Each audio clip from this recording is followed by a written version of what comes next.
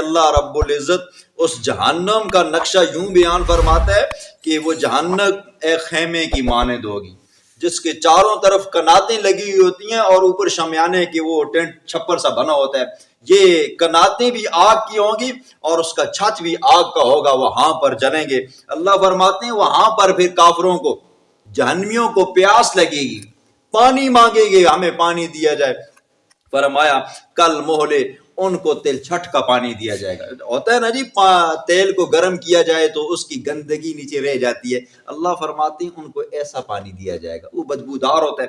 یشویل وجوہ, وہ اتنا گرم ہوگا, اتنا گرم ہوگا کہ چہرے کے قریب کریں گے تو ہونٹ بھی اور چہرے کا گوشت سارا اتر کر اس میں گر جائے گا, اتنا گرم ہوگا.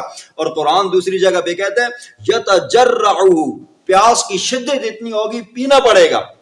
یتجرعہ, وہ اس کو گھونٹ گھونٹ کر پیئیں گے. جس طرح ہمارے ہاں چائے گرم ہوتی ہے نا, ہم بڑی مشکل سے چسکی لگا کر پھوکے مار مار کر پیتے ہیں. وہ پیئیں گے ضرور, ان کی پیاس ختم نہیں ہوگی. اور جب پیئیں گے, اور قرآن تیسری جگہ پہ یہ کہتا ہے فقطع امعاءہم, منہ کے قریب کریں گے, منہ کا سارا گوشت اس پانی میں گرے گا. پھر جب جائے گا تو آنتریوں کو کاٹ کاٹ کر جائے گا جی, منہ سے ڈالیں گے, وہاں سے جاتے جاتے آنتریاں نیچے کی جانب سے نکل آئیں گی.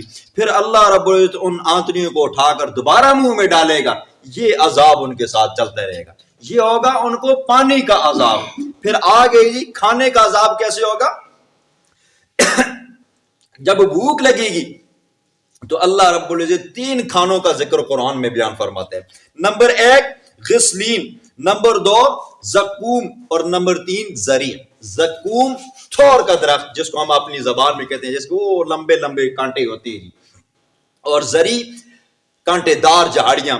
اور غسلین یہ خون کے اندر سے نکلنے والی جو پیپ ہوتی ہے نا جی, آپ نے دیکھی ہوگی, یہ جہنمیوں کا جو خون ہوگا جل جل کر وہ جو پیپ بن جائے گا نا جی, یہ ان کو پلایا جائے گا. جہنمیوں کی خوراک یہ کھانا ہوگا, زقوم, زری اور غسلین کا ہوگا. اور حدیث میں آتا ہے کہ یہ اتنے کڑوے ہیں, اتنے کڑوے ہوں گے, اگر ان کا ایک قطرہ سمندر کے اندر ڈالا جائے, سمندر کا سارا پانی کڑوا ہو جائے.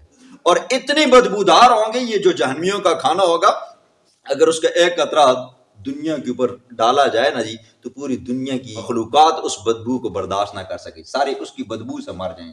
یہ ہوگا جہنمیوں کا حال و احوال. یہ ہوگا ان لوگوں کی خوراک اور ان لوگوں کا پانی جنہوں نے دنیا میں وقت کے پیغمبروں کی باتوں کو نہ مانا اور ان کے لائے ہوئے دین کو نہ مانا, اپنی منمانیاں کرتے رہے, آزاد زندگی گزارتے رہے. اس شراب بہت برا ہے پینا, وساعت مرتفقہ, ہوئے لوگوں وہ جگہ بڑی بری ہے جی, وہ آرام کی جگہ بڑی بری ہے, وہاں سے بچ نہیں سکتے ہو. فرمایا ان الذین آمنوا, قرآن کا اصول ہے نا جی, جہاں پر اللہ جہنم کا ذکر فرماتا ہے ساتھ میں اللہ جنت کا بھی ذکر فرماتا ہے, تاکہ لوگوں کے دلوں کے اندر جہنم کی ہیبت آ جائے, ڈریں, خوف خدا رکھیں, اس سے بچیں, اور جنت کی طرف ان میں پیدا ہو جائیں, جنت کی طرف بھاگنے والے بن جائیں. جہاں پر اللہ کافروں کا ذکر فرماتا ہے ساتھ میں اللہ مسلمانوں کا, ایمان والوں کا بھی ذکر فرماتا ہے, تاکہ پتہ چل جائے کہ بندہ کفر اختیار کرے گا تو اس کو کیا کیا سزائیں ملیں گی, اور ایمان اختیار کرے گا تو اس کو کیا کیا انعامات ملیں گے. اب اللہ رب العزت مومنوں کا ذکر فرماتا ہے.